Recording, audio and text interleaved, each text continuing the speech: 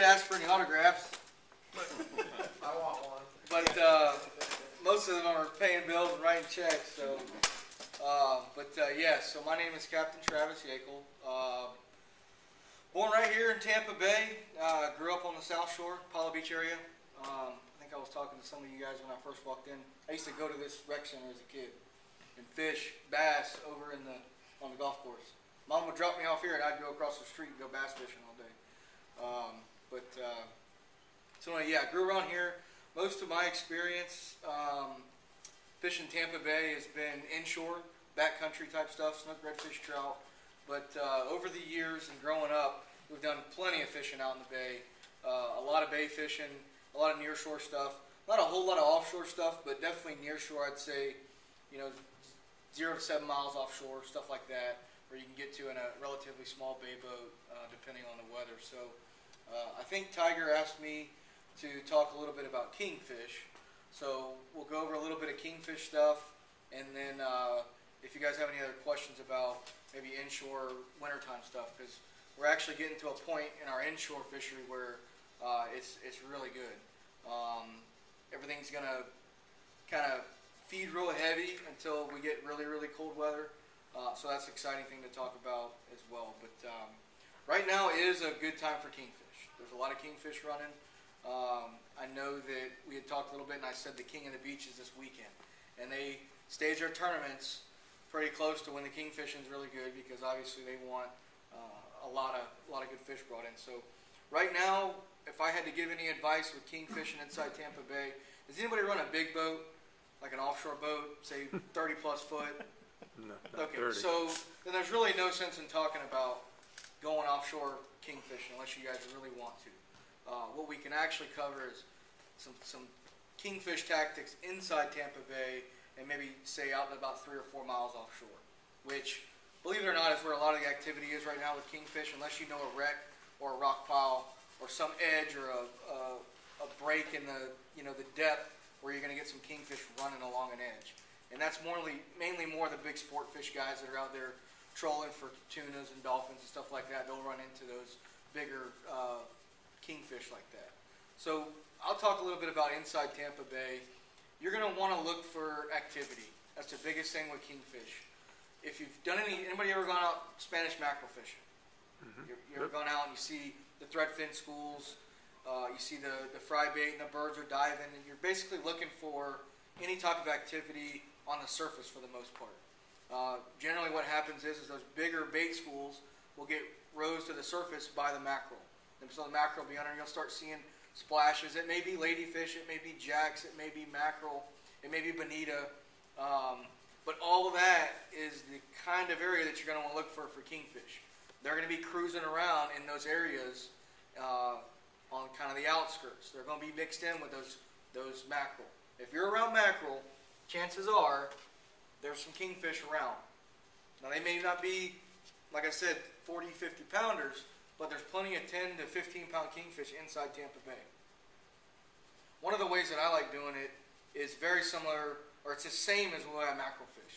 So we're fortunate enough inside the bay and inside the Southshore here to be able to go get a lot of live bait. So we'll go net up a lot of pilchards, greenbacks, fill our live holes, just like we're going snook or red fishing. Now for the kingfish, I do like to have some bigger baits if I'm going to target kingfish.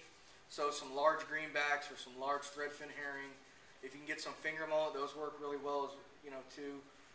You can also use dead bait. But the way I like to do it is we'll go out and I'll position myself normally on the edges of the channels.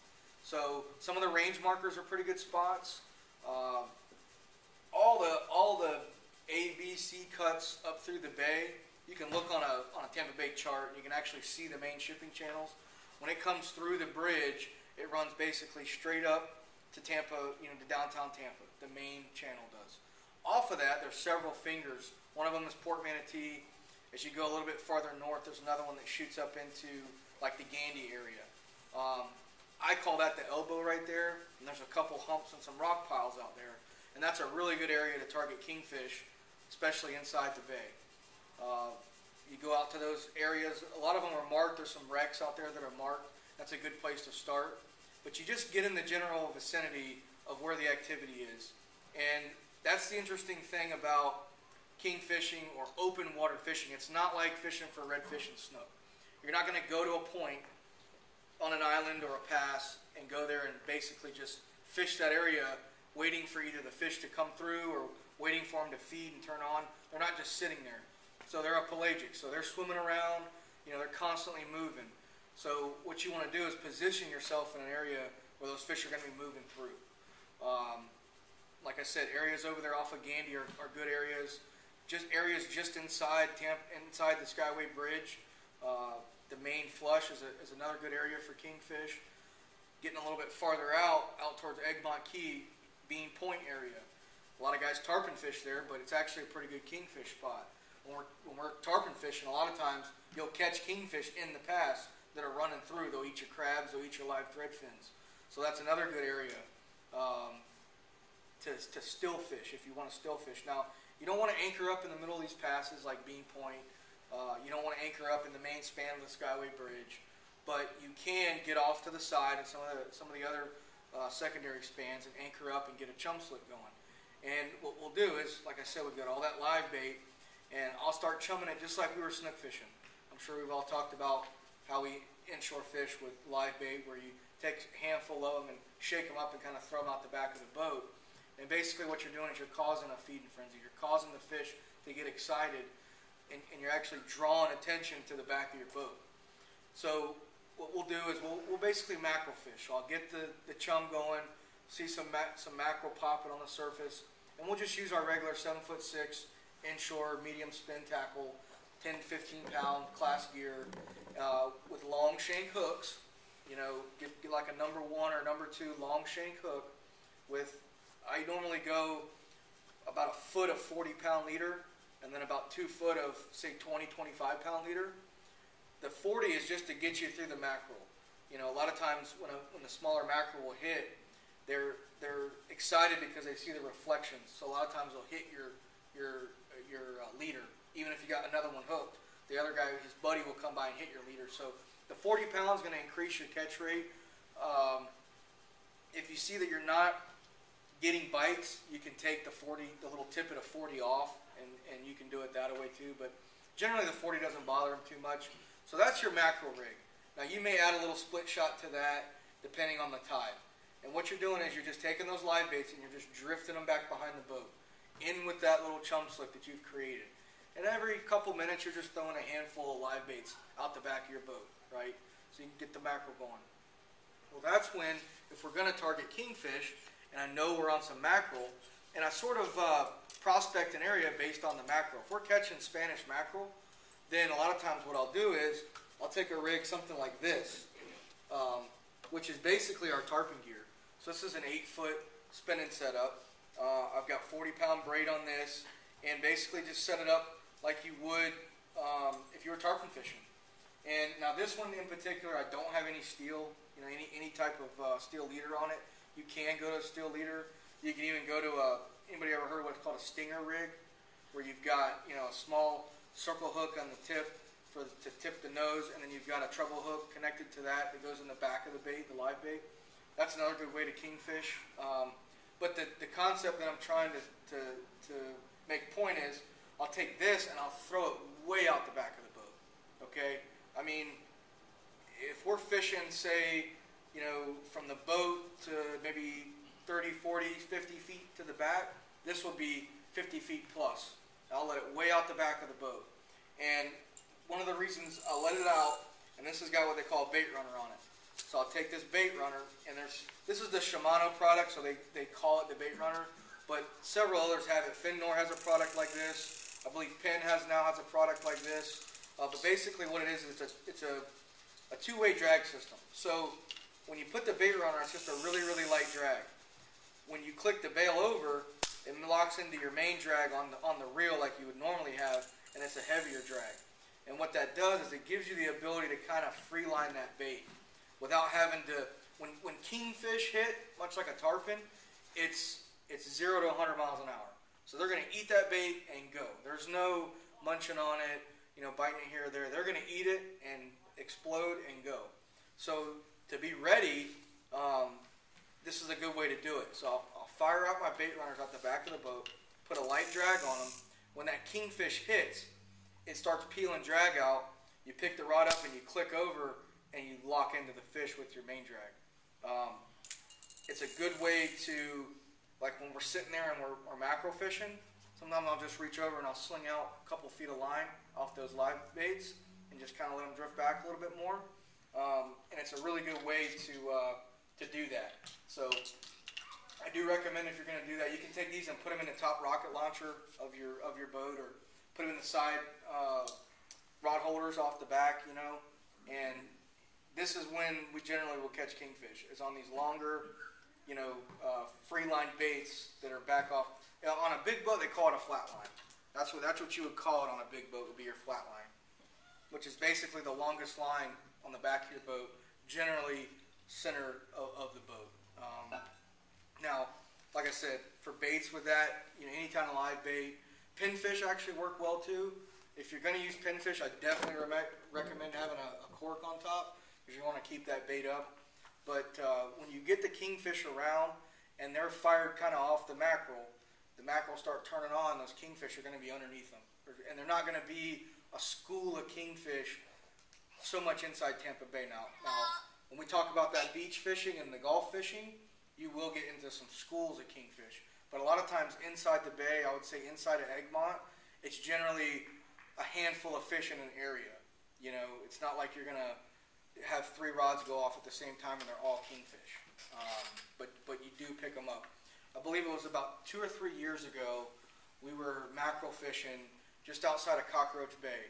There's a couple markers. When you come out of Cockroach Bay, there's a 3-legged marker and there's a 4-legged marker going out towards the channel. Just off that 4-legged marker, the channel comes in really close right there. So the deep 40-foot water is just off the edge of that marker. That marker in the summertime and most times of the year is loaded with bait. There's a lot of bait around it, whether it's greenbacks or threadfins, spadefish, pinfish. There's generally bait around that area, and it's a good spot to go kingfishing. So we were out there mackerel fishing, loading the boat with mackerel, and I had a bait just like we were talking about, and we're just about to wrap up, and all of a sudden the big rod went off. And I want to say the fish was probably 30, 35 pounds. I've got some pictures of it, but it was caught right there, you know. And there's guys that will run all the way offshore and catch 15, 20 pounders. So they are around. What I would say is inside the bay, threadfin schools. That's going to be your best bet to finding kingfish inside Tampa Bay, is looking for threadfin schools. And to find a big enough threadfin school, generally there's birds on it. When that bait comes up to the surface and the birds are all diving on it, that's where you want to be. You either set up in front of it and do the live bait deal like I said, or you can actually troll through those areas. Now, depending on who's set up in the area, depending on where you're at, there might be some boats anchored up. I will say that you want to be kind of courteous with trolling. You know, if you've got some boats that are set up in an area and they're either live bait or cut bait fishing in an area, you know, be courteous. Don't just troll right through 2 guys, you know, setups or whatever. You know, take a big wide circle around, or find an area close to that, you know, where say the deeper edges of those areas. Like if there's a shoal, if you're fishing on a shoal and some guys are up on the shoal fishing, you may want to troll in the channels adjacent to that shoal, because that's generally where the kingfish are running through. But this is a really simple bait to troll.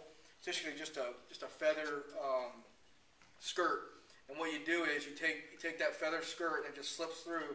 You tie a big J hook on the end of it, 40-pound leader, and that just runs right through. You can take a rig ballyhoo. You can even take a threadfin if you wanted to. They'll kind of shred depending on the speed of your troll. But normally just a plain feather like this works. You'll pick up bonitas. You'll pick up those Spanish mackerels, the kingfish, anything like this that's going to pull pretty good through the water. You're going to want some speed. For kingfish, I like anywhere from about 3 to 5 knots, maybe on the troll. It just really depends on your current.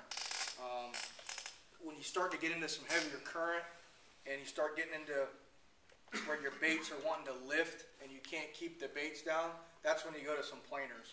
A number 2 planer is probably about average in our area and the depth that we troll, especially inside Tampa Bay.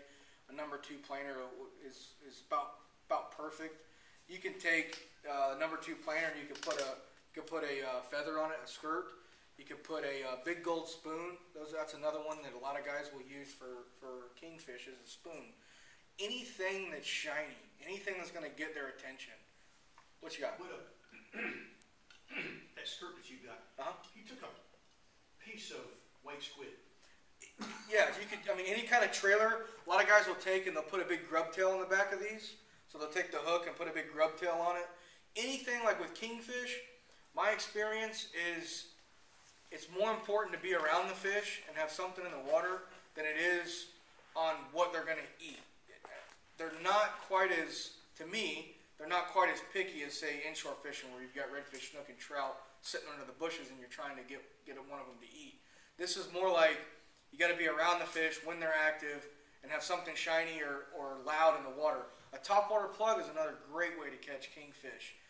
That's going to happen more when you're like on anchor and you're doing the mackerel fishing and you've got, maybe you say some big explosions come up behind your back of your boat and you're like, there's no way that's a Spanish mackerel. You can take a topwater plug, say a big popper or something even like this would work, a top dog from Mirror. Anything to make a commotion on the surface, and the brighter the better. Pink, blue, silver, none of that really matters. They're more of an impulse fish. So they're going to come up, and once they commit, they commit. They're going to eat it, you know. So pretty much anything that you can get out there, especially if you're seeing fish, will work. On the spoons, a lot of guys will use the bigger spoons, like 1 ounce and above, you know, spoon to troll. And you can look for those. There's actually a separate section, so you don't get confused. When you go to the tackle store, you're going to see the regular gold spoons for inshore stuff. And generally, in a separate section, you're going to find your wire, you're going to find your big trolling spoons, you're going to find your planers. All that stuff is going to be kind of categorized for you in the store for the most part. Not to, you know, so you don't get confused. If you've got a gold spoon, say an inshore gold spoon, half ounce, 3/4 ounce, you can throw that as well, like out the back of the boat and just keep bringing it back in. And if there's kingfish around, they're going to eat it. The only other way that I didn't really talk about is cut baiting. And that's another good way to do it, especially if you know there's kingfish in the area, is you may go out and catch a bunch of those thread fins. Thread fins are a little more difficult to keep alive, especially if you want to keep a lot of them. So like in tarpon season, what we'll do is we'll catch a lot of thread fins, fill up an entire cooler with thread fins, and maybe keep 3 or 4 dozen alive in the live well. You can't pack them in like you can greenbacks. They won't stay alive. So we'll keep a handful alive and then pack the coolers with dead ones. And what you do is you get out to your spot, you just start cutting them up. Cut them up into little pieces, fill a bucket up. You can do it with scissors, a knife. I've even got some little cutting boxes that I make that make it real easy to do. But you basically have all that ready, and in the same fashion that you would do the live baiting, you just take handfuls of that bait and just drop it in the water. Now, when you're chumming on anchor, a lot of times what I'll do is I'll watch my current. It's really important when you start dialing it in on where your chum's at and where you're fishing at, because if the current's not really moving too fast, your baits are going straight down, right? If the current is really ripping and moving, your baits might not be getting down for another 50, 60 yards past where you're dropping them in the water. So a couple of techniques and little tricks that I'll use, especially in heavy current, is I'll drop my chum by my motor, right down by my motor off the back of the boat. And what that's going to do is your baits or your chum is going to get in that eddy current. It's going to get down a little bit faster than if you were just throwing them off the side of the boat, because the boat and the motor are breaking the surface tension of the water, so they're able to go down. You can watch it. You can take a handful of, especially, you won't see it quite as much with live bait, obviously, because they're taking off. But if you take a handful of chunks and you drop them off the side of your boat in heavy current, watch them, and they'll stay on the surface for quite a while.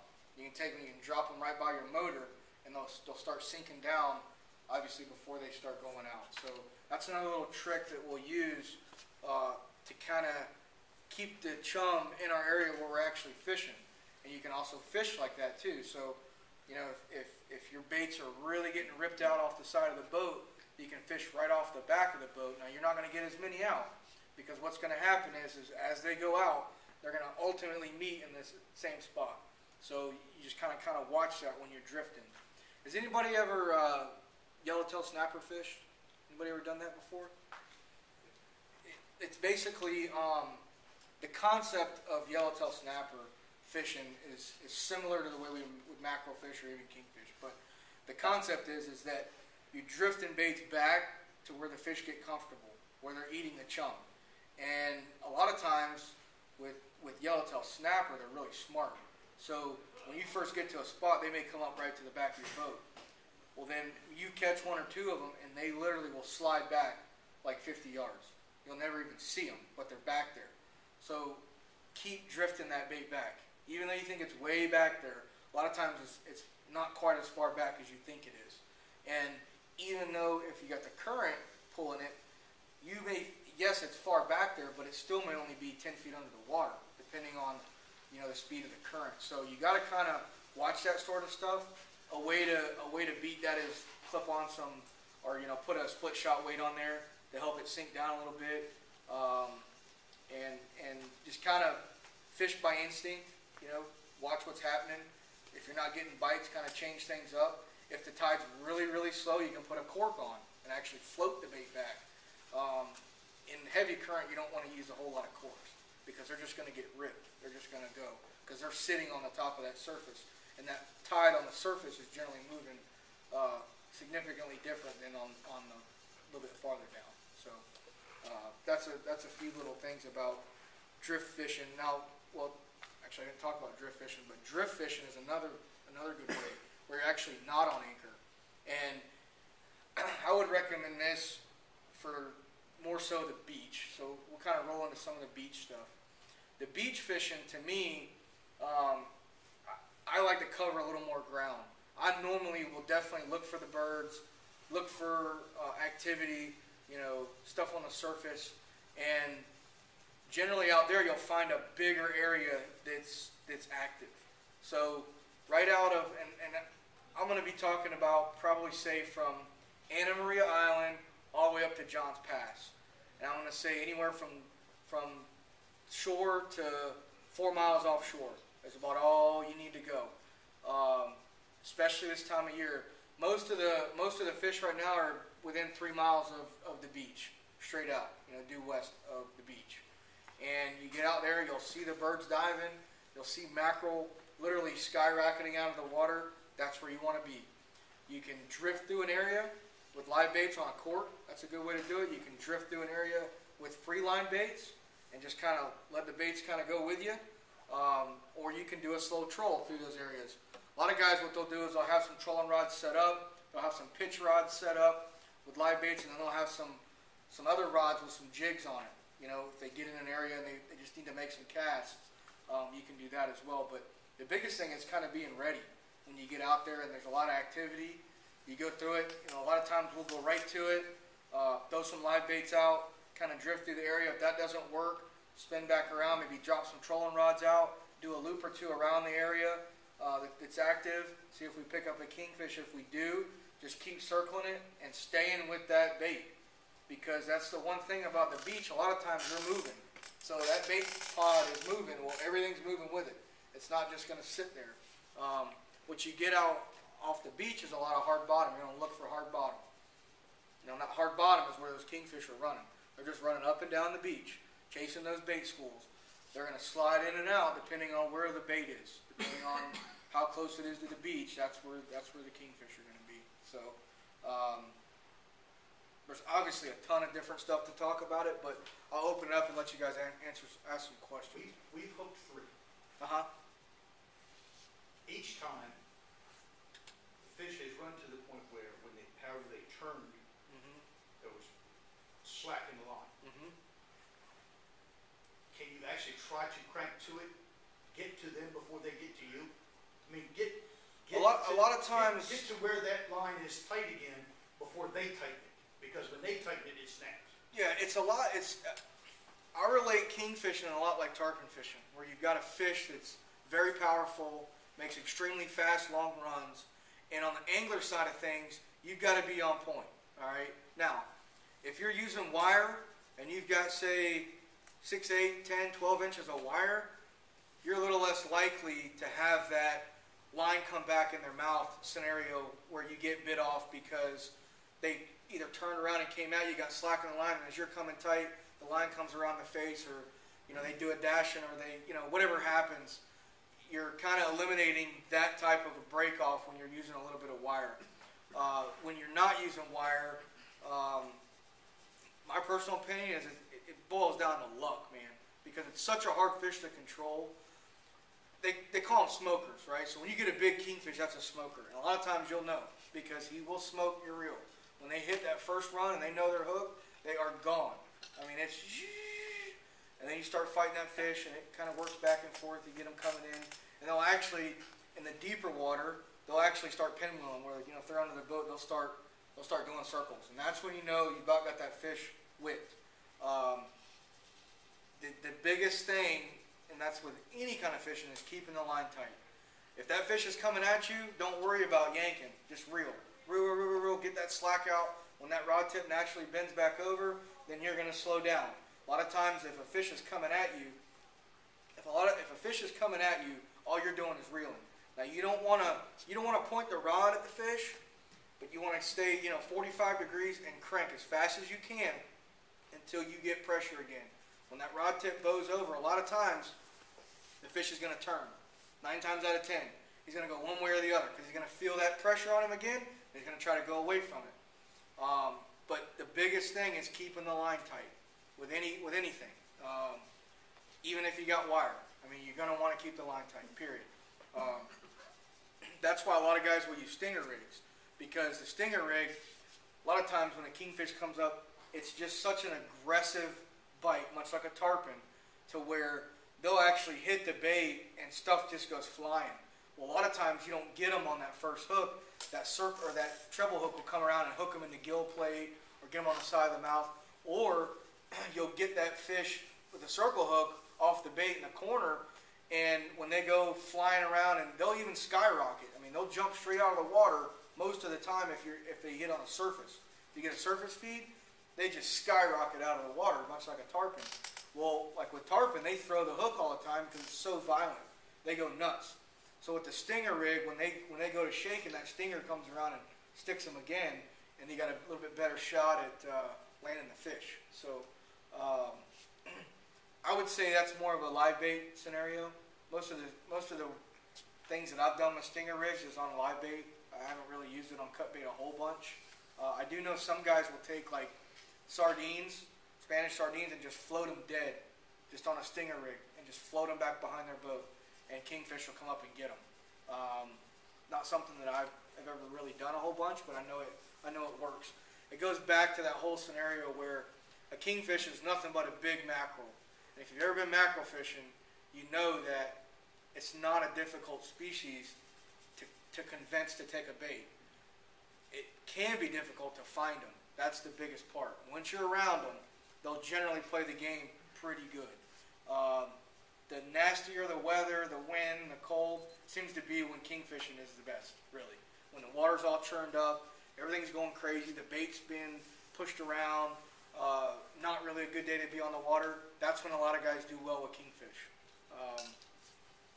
So, you guys got any questions? Anybody ever been kingfishing? Everybody, you've been kingfishing before in the bay, or?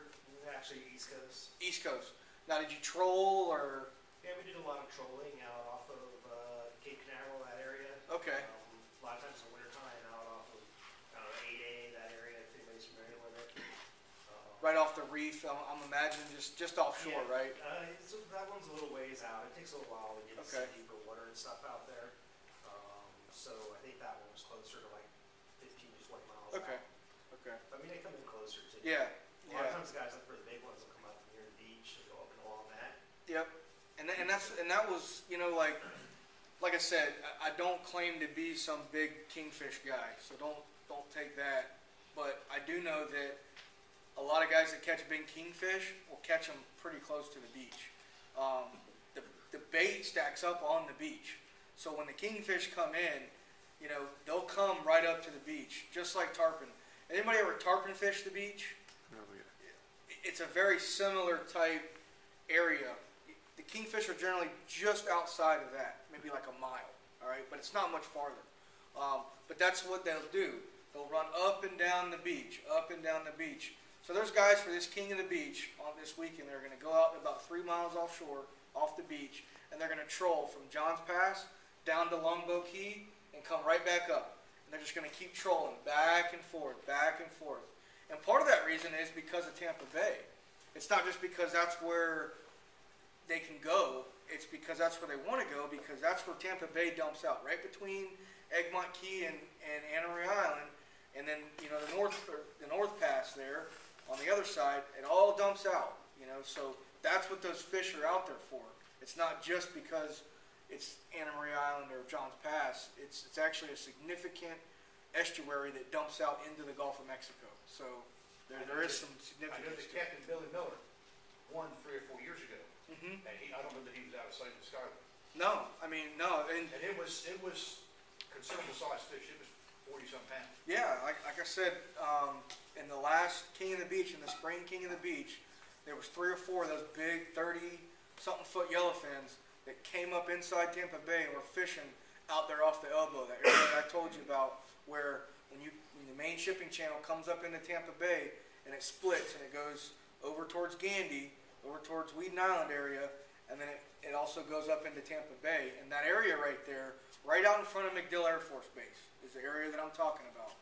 When the bait is really, really thick out there, what you have is you've got deep channels, and then you've got really shallow shoals that come up, which creates just, you know, main funnels through Tampa Bay that are deep. Inherently, the bait stacks up there, so the fish that are traveling through, they're going to use I-75 of Tampa Bay, which is the shipping channels. And when they come up those areas and they hit a population of bait, they're going to stay there, and they're going to sit there and feed, you know, for as long as the activity lasts. And that's how you kingfish inside Tampa Bay. I wouldn't say that I kingfish inside Tampa Bay. A lot of times I go mackerel fishing and we catch kingfish. That's just kind of how it is. But there's nothing wrong with trolling up and down the channels for kingfish with spoons or skirts. You can even troll like stretch 25s. Several guys that I know, I've actually never caught a kingfish trolling a lipped plug like we would grouper fish, which is, we can touch on that a little bit too, because that's going off right now. But you can get them. There's some guys that will take a stretch 25, which a stretch 25 or a stretch 30, all that means is that it's a lipped plug that'll dive to about 25, 30 feet, okay? Put them on some big conventional reels, stick them out the back of the boat, and you troll down the edges of the channel for the grouper. So our channels are anywhere from 18 to 20 feet down to 40 on the main shipping channels, all right? So you're going to want to find that edge, the sweet spot, where it's 25 to 30 feet. And you're going to want to keep your boat right on that edge and troll down those channels along those edges. That's where the grouper are going to be sitting. A lot of times when you're trolling those edges, if you've got 2 lines out, your inside line, or the line that's closest to the channel, will pick up kingfish or big mackerel, because they're in the middle of the channel most of the time. They're swimming right up the middle. Whereas the groupers are laying on the edges. They're sitting there with their heads out looking off the edges, and you're picking those up. But you can pick up kingfish during certain times of the year trolling those lip plugs in the middle of those channels. And they're wide channels. What speed are you trolling those? What's that? What speed are you trolling those lip plugs? It really just depends. It's going to depend on which way you're going, into the current, away from the current, against, you know, all that type of stuff. But I would say I start off at about 3 knots. That's generally where I'll start. Now, sometimes you got to back it down a little bit. Sometimes you bump it up. It really just depends. You're going to want to pick an area, if you're trolling, that doesn't have a lot of grass. You don't have a lot of stuff on the surface, because that's going to just make it a nightmare. You don't want to troll through grass. They do make a product now. I think it's called like the weedless sword or something, which I know a lot of the offshore guys are using. And if you've done a lot of trolling you know what I'm talking about when I say sargassum grass, when it gets on your lines. A lot of guys in the Keys and offshore guys will get, you know, these big grass mats they run through and they get all over the line. You got to reel all the lines in, clean them off. There's actually a product now, it like sticks in the back of your boat, and it goes right down by where your line goes out. It's got a little release on it where your line goes out, and what it does is it cleans the line. It kind of breaks it to keep the grass off right in that plane behind the back of your boat where your lines are at. So kind of a neat product if you do a lot of offshore trolling. But that's really about it, man. Like I said, do beef up your gear if you're going to be targeting kingfish. Have a lot of line. That's one of the keys. They're gonna take a lot of line. So you don't want to go out there with your inshore gear. Go ahead and get something that's going to hold, 300 yards of line at least, to be able to keep up with that first run. A bigger fish, don't sit around. If you're on anchor, throw your anchor ball out, pull the anchor up, and chase the fish. Because if you can't stop them, you can't stop them. Get with them, and you'll catch the fish. A lot of the bigger kingfish that I've caught on anchor, we've had to pull anchor and go chase them, just like a tarpon, because they don't stop. And a lot of times, you do hook them on the smaller rod. We've caught several kingfish inside Tampa Bay on our mackerel rigs, drifting baits out the back of the boat, and you're catching, 16, 17-inch Spanish mackerel, and all of a sudden, one hits and doesn't stop. Well, that's a kingfish. They just go. 10, 12-pound kingfish on your inshore gear, that's a blast. That's what I like kingfishing for. That's fun.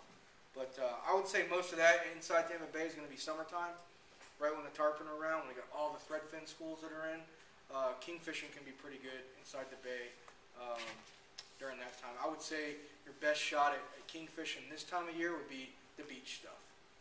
Find the hard bottom, focus on 0 to 3 miles offshore off Egmont from Johns Pass all the way down to Longboat Key or down to Sarasota. That whole beach area out there is going to have kingfish. And to get a good start, look for birds. I hate to say it, a lot of guys don't want you to say it, but look for other boats, just like in tarpon season. When there's kingfish around and guys are catching kingfish, there's going to be a few boats out there in those areas, kingfishing. And the best thing you can do is to pull up to one of those areas, keep your distance, and watch what they're doing. Be respectful, stay plenty of ways away, especially if you're on your big motor, and just kind of keep an eye out. Watch what they're doing. See if they're throwing live bait. See if there's guys that are fishing kites out now. Out of their bay boats, they're fishing kites off the beach. Might not have a kite on your boat, but watch what they're doing. Watch and see how they're fishing. A lot of those guys, if you're respectful and you kind of ease off and get a little bit outside of what they're doing, they won't mess with you. And the cool thing about kingfishing is it's not like being on a school of redfish. It's not like you got to be at somebody's stern to catch fish. If they're in the area, they're in the area. Get out a little bit out of the mix and set your spread up and do your thing, and just kind of keep your eye out. And that's another good way to kind of find area out there. There's several marked wrecks and reefs that are 3 miles out that are good places to start as well. If you're just going out there blind and you've never been out past Egmont, go ahead and put you a couple of those marked wrecks in your GPS and just hit those spots first. Just drive to them, see if you see activity. If you've got a good bottom machine, look for activity on the bottom. A lot of times when you pull up to an area, depending on the time of the day, you might not see the bait. A good bottom machine is going to help you, because when you pull up to a wreck or a reef and there's nothing happening on the surface, but you run across something and you see acres of bait down on the bottom, at some point it's going to go off there. That bait's going to get lifted to the surface by snappers or jacks or cudas or cobias. Something's going to eventually let that place go off. So you can bottom fish for a little bit, set those kingfish rods out the back. That's another good way to do it. Kingfish pelagics, when they're traveling through an area and their structure around, they'll normally cruise over to it, do a couple loops around it, and they'll kind of continue on their way. So if you're fishing, say, grouper fishing or snapper fishing on the bottom, You can take, just like I said, take one of these flat lines out, send a couple of those guys out the back with a live bait while you're bottom fishing, and a lot of times you'll pick up cobia or kingfish on the surface while you're bottom fishing, especially if you're yanking up snappers. That is one of the things that'll trigger some of those bigger pelagics to come around when you start pulling up fish from the bottom. So that's another good way to catch kingfish. But anybody else got any other questions? Well, you said that about when they're lined up. The way they move, if they're lined up 3 boats, there's nothing wrong with getting on either end of them. No. Who would you come there? Right. They're just spread out where they're at right now. Yeah, and in fact, Who would you come to that? That's why I said, if you kind of watch and see what's going on, if there's 2 or 3 boats out there and say they're charter boats or even some recreational guys that, you can tell that they've got a, pretty good idea of what's going on, fall back for a minute, watch what they're doing, and if they're successful, if you're seeing them catch fish, like you said, get off to the side of them, and a lot of times you'll kind of help, 'cause especially if you've got live bait or you're chumming too, you're helping the whole group of guys catch fish. I mean, like I said, it's not like fishing a snook hole or redfish hole. It's a little bit different. It's open water fishing. So the more activity, the more that you're chumming the water and you're keeping the fish active, it kind of does help everybody. So just the biggest thing is be courteous. What ends up happening is the flip side to things is it's not like fishing in a redfish hole. So where it may be okay for you to power pull down 15 yards away from me, 20 yards, 30 yards away from me while we're fishing Cockroach Bay, it's not the same for you to pull up on me in the middle of the Gulf of Mexico and anchor up 10 yards from my boat. That's not cool. So the rules do change a little bit. You got to kind of use your judgment on that, but I would say if you can holler and sort of not hear, that's about the right distance. It's all going to vary depending on where you're at, but do give a little bit more space when you're bait fishing. It's not quite as important to be right next to each other fishing the exact spot. It's more of an open area. So, what's up, bub? Can I change fish? What's that? Yeah, go ahead. What are redfish doing right now, in your opinion? Redfish are kind of hot and heavy in their spawn. So we're sitting in the first full moon in November, right? It's this weekend. So full moon in October is normally when redfish, I'd say a majority of our population are spawning, right? So in that same area that we talked about off of Johns Pass, say 3 miles out of Johns Pass, right now, anywhere from Johns Pass down to Egmont Key, about 3 to 4 miles due west, is a giant school of redfish that are all anywhere from 30 to 40, 50 inches. They show up there every year to spawn. And quite a few guys have been going out there finding them. It's one of those things where if you take a day and you want to go king fishing, you may end up rolling up to all those birds diving and you sling a bait out there and it's solid redfish for as far as you can see. That's what's happening right now. Now, in the next few weeks, those fish are going to start slowing down a little bit. They're going to break their schools and start splitting back up. But redfish inside Tampa Bay over, I would say, the last 5 years has changed. And I want to say a lot of that has to do with pressure. I fish a lot of the redfish tournaments. I've been fishing them for quite a while. I can remember when I was a kid, my papa used to take me down to Cockroach Bay. And if you're familiar with that area, say from Little Manatee River all the way to the Cockroach Bay boat ramp, that flat right there, there's a big sandbar that runs all the way down, and then about 3/4 way down is a place called Big Pass. It's a big opening that comes through there. From the river to Big Pass, this time of year, you could go out in a john boat and see 3 or 4 schools just about any time of the day roaming around out there on that flat. You go a little bit farther south than that, you get down towards Beacon Pass, down to Piney Point Creek down to Port Manatee, you'd see another 3 or 4 schools down that way. Over the years, it seems like the schools are getting smaller and smaller and smaller, and they're either bunching up and doing some different stuff or getting moved into different areas. But it seems like every year it changes a little bit. even thinking back 3 or 4 years ago, you know, we had big schools of redfish down at the ferry dock, okay, down by Port Manatee. I hadn't seen those big schools down there in probably 1.5 years, 2 years now. There used to be a bunch of big schools down in Joe's Island. You'd see some good schools of redfish. And I hadn't really got on those fish either. Now, does that mean they're not there? Not really. They're going to move around and get pushed where they get pushed, and they're going to survive. I mean, those fish aren't dead. They've just found a different pattern to stay away from us. A lot of the guys that are running through these areas with tower boats, and I'm a culprit myself. I mean, I'll run through those areas on bad days with my clients when I feel necessary, but other than that, I try to stay out of, say, running Cockroach Bay or any of the other manatee zones. I've been privileged to have a permit that allows us to do some different things commercially and for our business, but it's a catch-22 because I can't be mad at other people running through an area, and I can't really talk a whole lot of smack when I'll do it sometimes too. So, but I think that's a result of why you're not seeing some of the. Weeden Island is a perfect example in my case because Weeden Island is pull and troll inside the signs, right? There's a big school of redfish on Weeden Island. Why aren't they getting broke up? They're there and they'll move up and down the island, and I believe part of it's because there's not guys running down that flat, blowing those fish out, you know, onto the outside of the sandbars. So I think the fish are still around the Cockroach Bay and the Southshore area.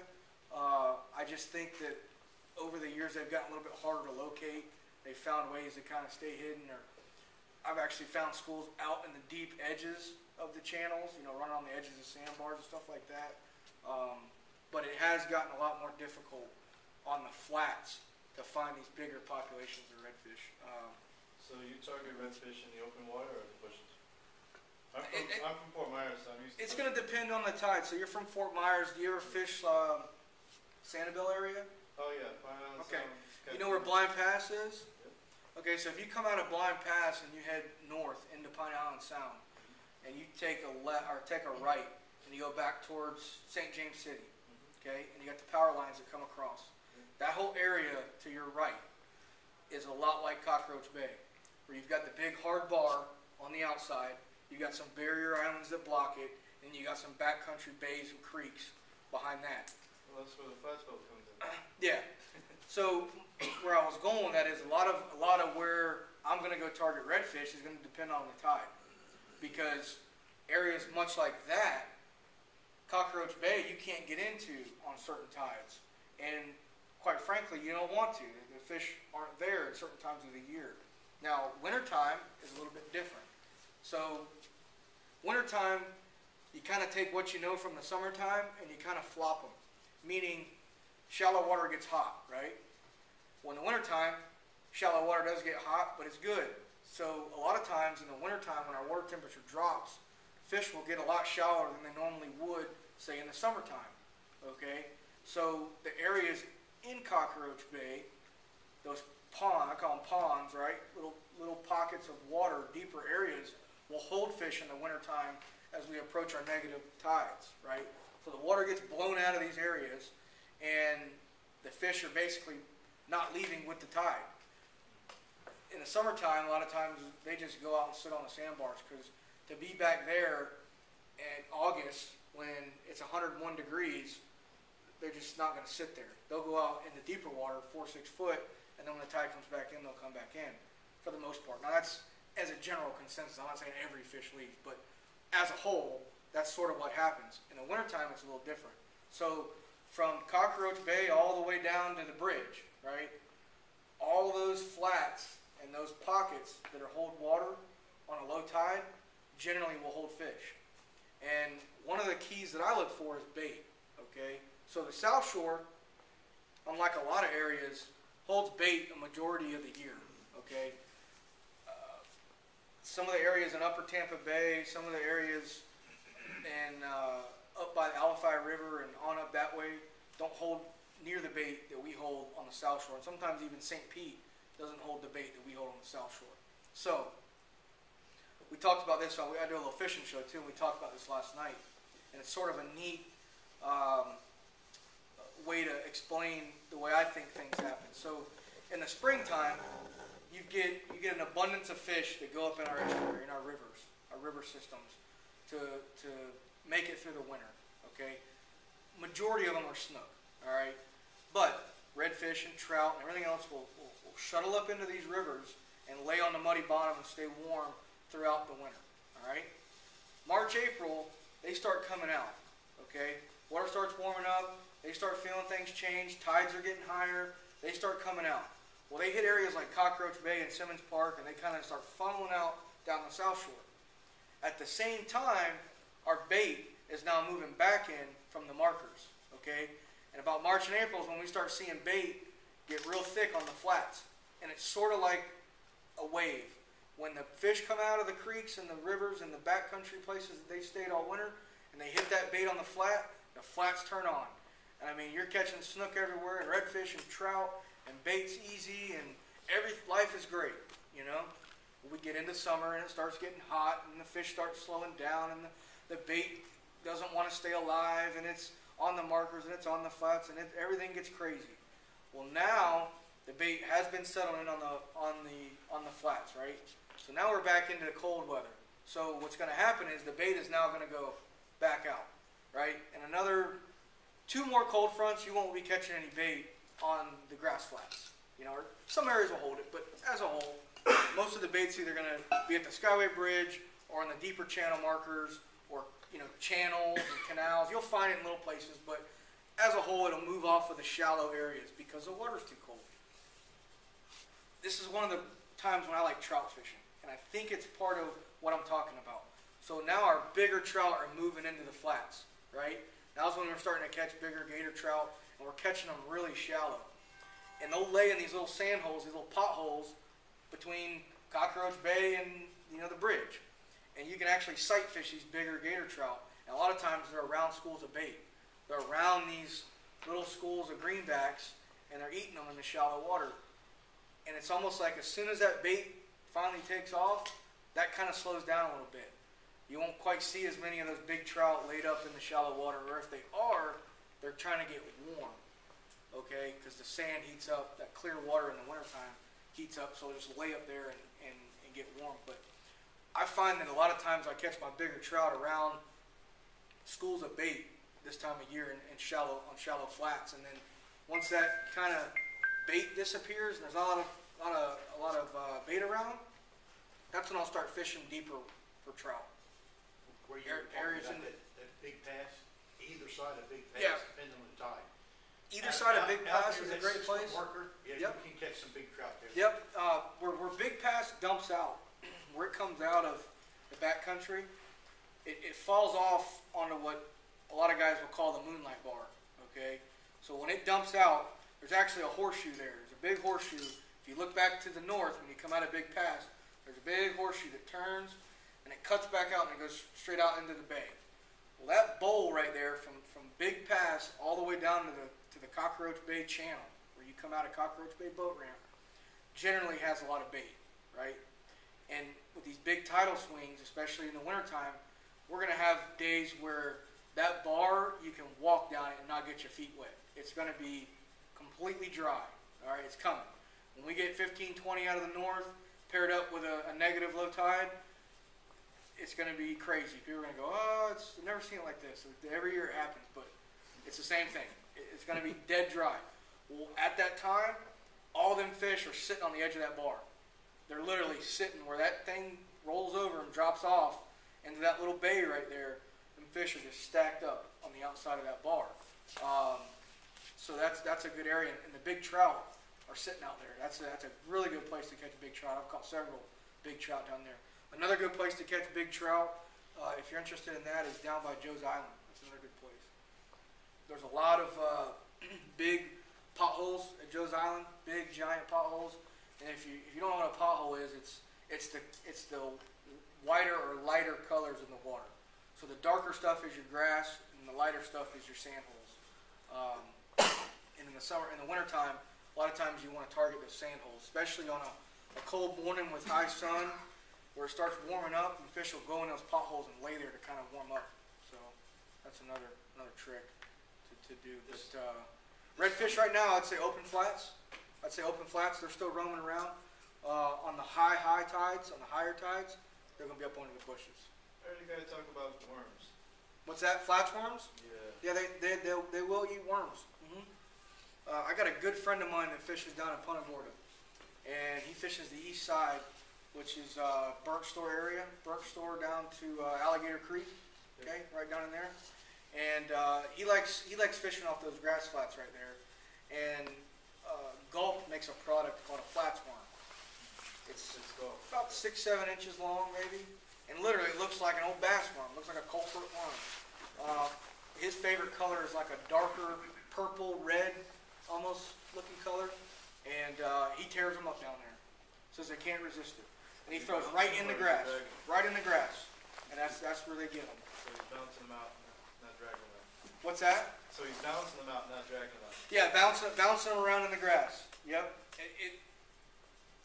There is a flats worm. There's actually a worm that hatches on grass flats, and that's what it's mimicking. And don't hold me to this, but I think it's this time of year. I think it's in the wintertime. Yeah, It's when they I hatch. heard. I haven't been able to figure out what time of year. Yeah, I'll show you.